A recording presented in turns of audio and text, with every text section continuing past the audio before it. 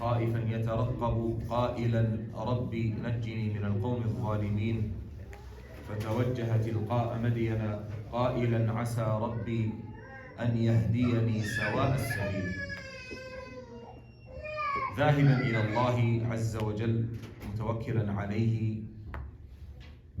فحكى الله سبحانه وتعالى لنا قصة طريفة فيها من الحكم والمواعظ والدروس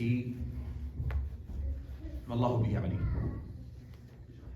فلعلنا نتحدث عن بعض ذلك في هذا المجلس.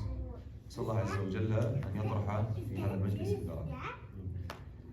So Musa alayhi salam, Allah subhanahu wa ta'ala tells us about a portion of his story in Surah Al-Qasas, where his intention at the time was to assist his tribesmen of Bani Israel, but unfortunately, by mistake, he ended up taking the life of one of the people of Fir'aun.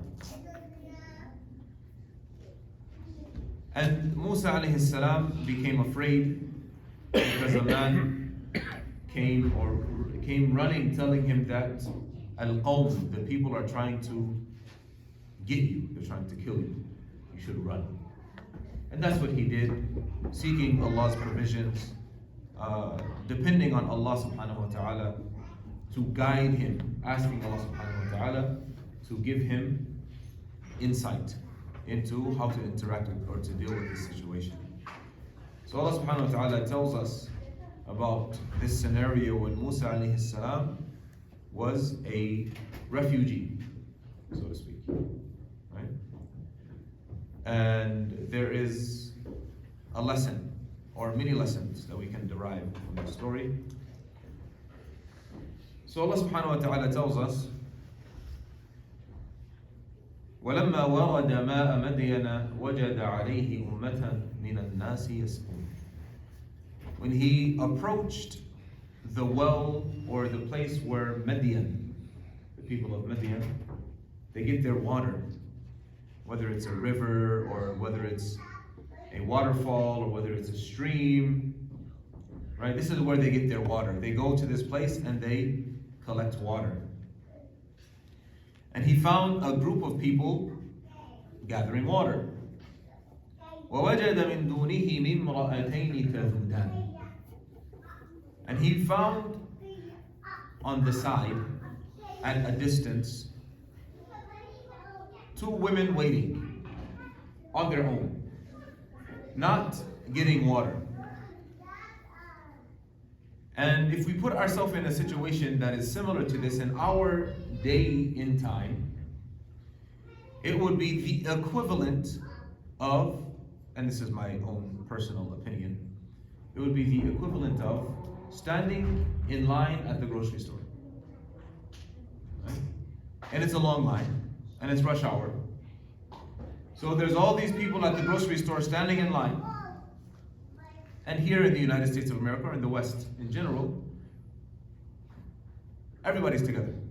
Men, women, it's all the same. Right? Equality. However, in this particular scenario, the people were getting water, they're in line to get water, they're waiting to get water, and these two young ladies, or these two women, because it doesn't say young ladies, it says imra'atayni, two women, are waiting on the side. So, if we saw something like this, and it was obvious that these two women are waiting, what would you do? Musa alayhi salam, he saw that there was an issue. It was obvious to him that there was something going on. This did not look normal. Had it been normal, they wouldn't have been there. Or they would be in line. Or they would be on their way. But they were just sitting there waiting. So either Musa alayhi salam can ignore them and get his own water and go on about his business. He's a refugee anyway. Right? Who can I help? What can I do? I don't know anyone. This is not my country. I don't have asylum. Right? No passport. Okay? But that's not what he did, alayhi salam. He said, and Allah subhanahu wa ta'ala tells us about what Musa alayhi salam said. مَا خَطْبُكُمَا. 2 words. But in English it translates to a lot more than 2 words. Huh? What's your story? What is your story? 4 words. Right? مَا خَطْبُكُمَا. So for us, nowadays, if we see a situation like this, and we see some sisters on the side, and we want to help these sisters, right? How do we talk to the sisters? What do we say to them? You guys okay, sisters? What's going on? See you guys standing over here. I didn't want to pass by without saying anything. Is everything okay? Let me know if I can help. I'm here for you. And you don't know them, but you mean I'm here for you. And just imagine all of the things that you would say. To begin with, most women would not be standing on the side. They'd be in the line. That's our society. And the problem is, if they don't get in the line, then they won't be able to get their groceries. So what do? Huh? To wait. Afwan? You have to wait. You have to wait for what? Everybody gone. Right, then you won't have your groceries, you won't have a dinner when you get home from work.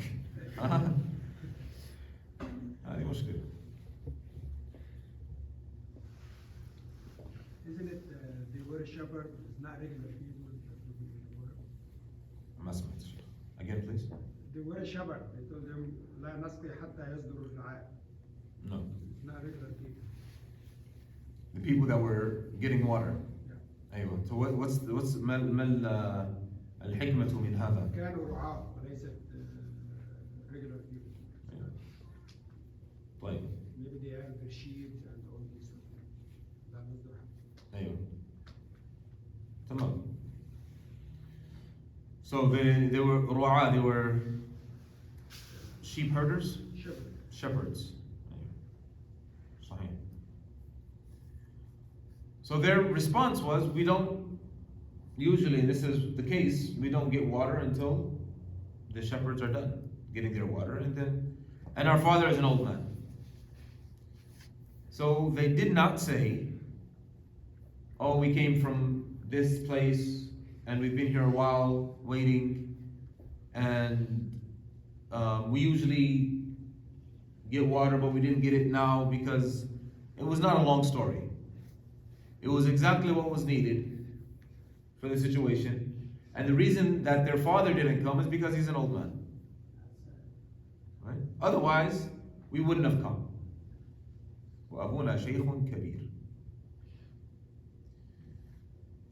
فسقى لهما ثم تولى إلى الظل فقال رب إني لما أنزلت إلي من خير فقير. So Allah subhanahu wa ta'ala says that He got them water, He filled their containers, or was able to get them in the queue, or some kind of way He got them water. And then He left them alone. He went to found himself some shade, right? A spot to lay his head for the night or the day or whatever time of day it was, right? In the corner under an umbrella somewhere. Found some shade. I'm relating it to nowadays. ما في umbrellas back then.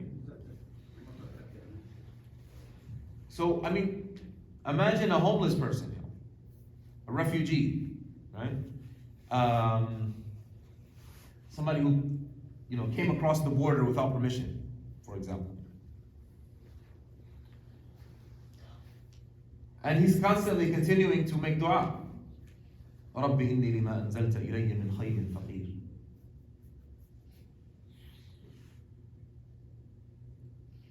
This is the application of how men and women should interact. when there is no family relation, no immediate family relation. One may say, oh, it's 2024 and it's a new day and there's equality now and there's a lot more understanding than there was back then, and one may make this argument, right? That is a primitive understanding. Now women are empowered. Women have rights and they have abilities, and the whole argument that exists nowadays. So it's fine, men and women are equal now. But that does not refute or does not dispute the fact that the natural attraction that exists between men and women is still there. From the beginning of time until today, that's just what it is. Right? There's like a magnet. Right? If you put the north side of the magnet in proximity with the south side of another magnet, guess what happens? They attract. That's the case. Right? Regardless of how you try to spin it, regardless of what year we're in, what time we're in, that's the case. And that attraction, from our standpoint as Muslims, that attraction is haram.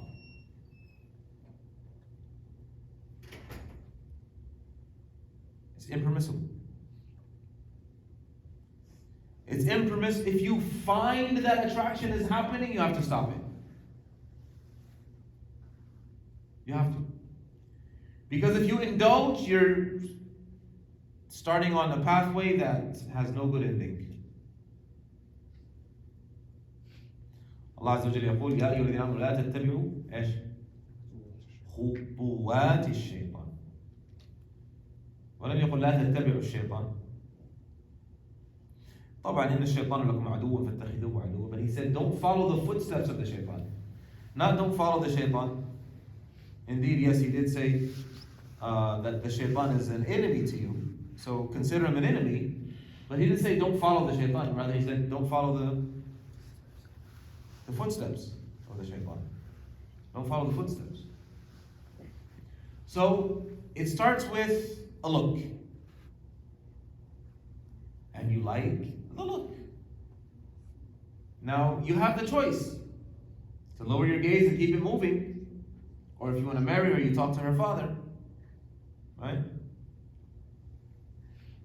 Or you find out who her father is, who her family is, and you marry her, shar'an. Or you say, hey sister, assalamu alaikum, how you doing? He took the next step, following the footsteps of the shaitan.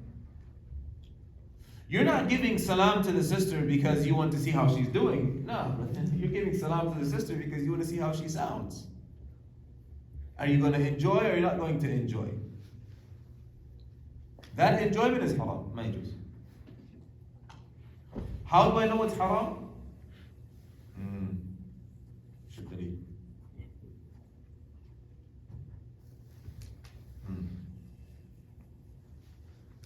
الله عز وجل والذين هم لفروجهم حافظون إلا على أزواجهم أو ما ملكت أيمانهم فإنهم غير ملومين.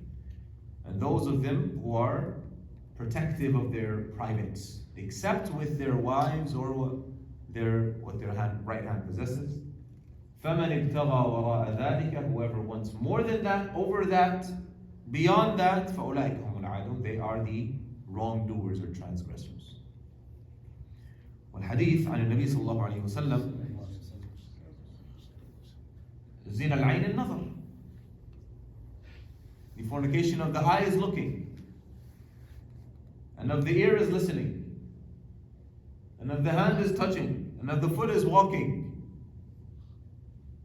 All of these are considered fornication, zina. So at what point are you going to stop?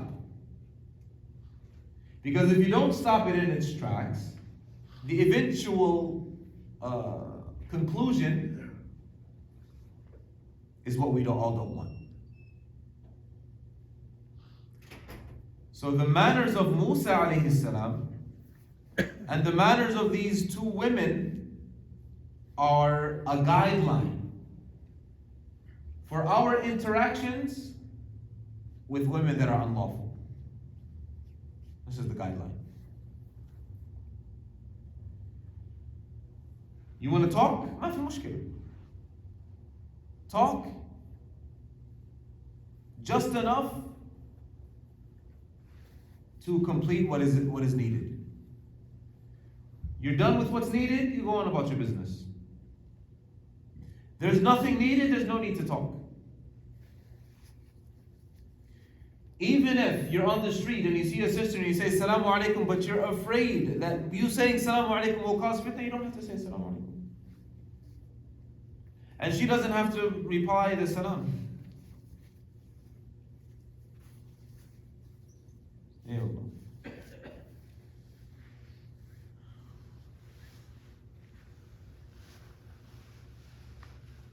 Moreover, one of these women came to Musa alayhi salam because her father wanted to reward him for his service. فجاءت إحداهما تمشي على استحياء قالت إن أبي يدعوك ليجزيك أجر ما سقيت لنا. بس إن أبي يدعوك ليجزيك أجر ما سقيت لنا. ثمانية كلمات. So she came to him walking in a manner that is shy, modest, telling him that my father wants you to come so that he can reward you for you giving us or helping us to get our water. That's it. My father wants you to come. Lesh, so that he doesn't ask, so that you can help, he can reward you. Yes. No more, no less. Not a conversation. But when Allah subhanahu wa ta'ala talks about in Surah Taha, when Musa alayhi salam was having a conversation with Rabb al-Alameen, right? It's extensive. وَمَا تِلْكَ بِيَمِينِكَ يَا مُوسَى. What's that in your right hand, O Musa? قال هي عصاي أتوكأ عليها وأهش بها على غنمي ولي فيها مآرب أخرى. Right? There's more. Right? There's a conversation. Musa alayhi salam is giving more explanation than is needed, or that is being questioned, or that is being asked of him. What is that in your right hand? He said, it is my staff. I lean on it, and I use it to herd my sheep. And I have many other uses of it. So if you would have said, it is my staff, and stopped, that was enough. But no, Musa was enjoying his conversation with Allah subhanahu wa ta'ala. And that's what happens with one of us when we're talking with a sister. We enjoy the conversation because there's an attraction. Right? So there's a sense of enjoyment. Even the sister enjoys having a conversation with the brother. Why? Because, the negative positive thing, there's an attraction. It's natural, طبيعي. لكن Musa alayhi salam, ما خطبكما, and that's it.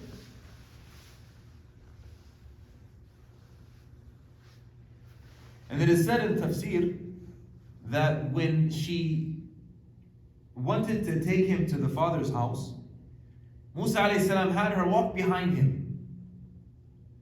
And if she wanted him to turn right, to throw a rock on his right side.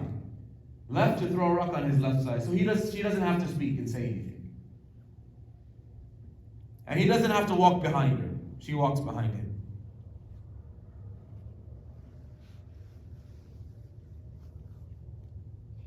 Where are our manners when it comes to this?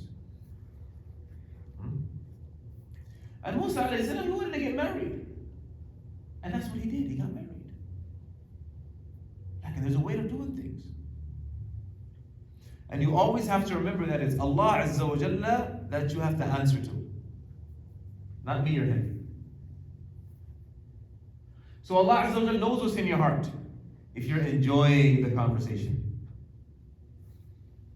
Allah knows. So if it's a fitna, if it's a problem, you leave it. Allah Azza wa Jalla يقول وَقُلْ لِلْمُؤْمِنِينَ يَغُضُّوا مِنْ أَبْصَارِهِمْ وَيَحْفَظُوا فُرُوجَهُمْ ذَلِكَ أَزْكَى لَهُمْ قُلْ لِلْمُؤْمِنِينَ بِدُونِ اللَّهِ. Tell the believers to lower their gaze and protect their privates. Lower their gaze. The Prophet ﷺ يقول النظرة الأولى لك والثانية عليك. The first look is yours and the second one is against you. That doesn't mean the first look you keep it, right? Make sure you get everything you can get from that first look, because the second one is haram, brother. Right? Now you're playing with deen. Hayya Bani Israel. Huh? The first look meaning, if you see something, or you see something that is enjoyable, that is impermissible for you to see, without wanting or without choosing to look at it, then that's not upon you. Right? You go on about your business. But you're not supposed to look again. And then you don't put yourself in a place where there's a lot of sisters around that are not dressed properly. And you say, oh, it was my mistake, and you stay there. And you stay there. You're looking. I'm talking about Instagram and YouTube. I'm not talking about public places. I mean, public places as well, but it happens. That's the world we live in. Okay? I mean, the ideal thing to do, I mean, we all get caught up in just scrolling. But the ideal thing, the ideal way to interact with YouTube and Instagram and all these social media platforms is to know exactly what you want before you go in. And then you do exactly what you need and then you go. Not scrolling. Because scrolling leads you to خطوات الشيطان. للأسف. That's the reality. As for the sisters, Allah Azza wa Jal, وَلَا تَخْضَعْنَ بِالْقَوْلِ فَيَطْمَعَ الَّذِي فِي قَلْبِهِ مَرَضٌ وَلَا تَخْضَعْنَ بِالْقَوْلِ فَيَطْمَعَ الَّذِي فِي قَلْبِهِ مَرَضٌ. Excuse me. Do not soften your speech. And women know how to do this. They're experts. Ask your mothers, your sisters, your wives, your daughters, ask them. Wallah, they know. Experts. They know how to change their voice to make us do what they want us to do. Wallahi. They're experts. Trained. Min Allah Azza wa Jal. Jibilla, fitra. They know exactly how to say something to get you to feel a certain way. They know. So Allah Azza wa Jalla is reminding them that they should not soften their speech. I mean, of course, with their husbands, with their family members, it's fine. I feel mushkil, it's family. But men, the opposite sex that are not family members, no. Speak normal, without any extra spice, buharat. No extra spice, normal. Right? Because what happens when they add that extra spice, those who have illness in their heart, they follow that illness. And unfortunately, I mean, this is reality. The brothers, we misunderstand, right? We're slow, in most cases. We think when a sister is softening her speech that khalas, she wants to get married. على طول. This is what we think. When a sister is softening her voice, يعني خلاص, she wants to get married. That's not what. فالله المستعان يعني يمر. So in order to solve this issue, we have to tame our hearts, our ears, our eyes, our hands. We have to be mindful of what we listen to, what we look at, what we indulge in. So that we don't follow the rabbit down the rabbit hole and the shaitan to the path of falsehood. Ask Allah to forgive us. Ask Allah to forgive us. Our hearts are equivalent to a clean sheet of paper or a clean white piece of cloth. And every time we sin and we don't repent, a dot is put on that cloth. And the more we sin, the more dots, the more dots, the more dots, the more dots, the more dots. Until the cloth becomes black. And a seal is put on that cloth and it cannot be cleaned. وَذَلِكَ هُوَ الرَّانَ.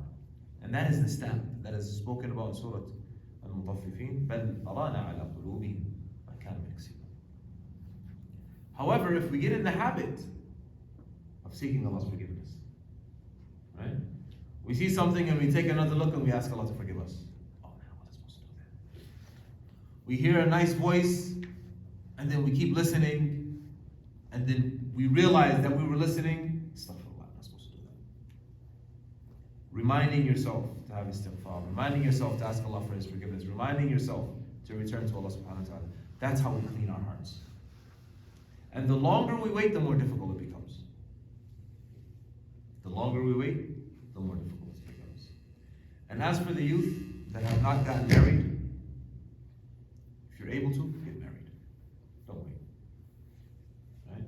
You're trying to go to school, you're trying to do this, you're trying to do that. Come to an agreement with her parents, with your parents. Try to have some sort of arrangement so that you can be married and still handle your business. There are a lot of ways. But you don't want to be in a situation where you're afraid of falling into zina. You don't want to be in that situation. Right? Have a conversation with your parents. Parents, have a conversation with your children. Right? Because it's reality. They're going to leave sooner or later. They're going to get married sooner or later. Might as well have those conversations with them now. They have these desires, they have these issues, it's going on, it's happening. And if you don't have a safe conversation with your children about these things, they're going to have an unsafe conversation outside with someone else. So it's better you have those conversations with them now, so that they can feel comfortable with talking to you about these issues. هذا وللحديث بقية لكن خير الكلام ما قل ودل واللبيب بالإشارة يفهم. جزاكم الله خيرا وبارك الله فيكم. سبحانك اللهم وبحمدك أشهد أن لا إله إلا أنت جزاك الله خير. تزوجنا بعدين 5 سنين يقول لك الله يسامحك ليه جوزك.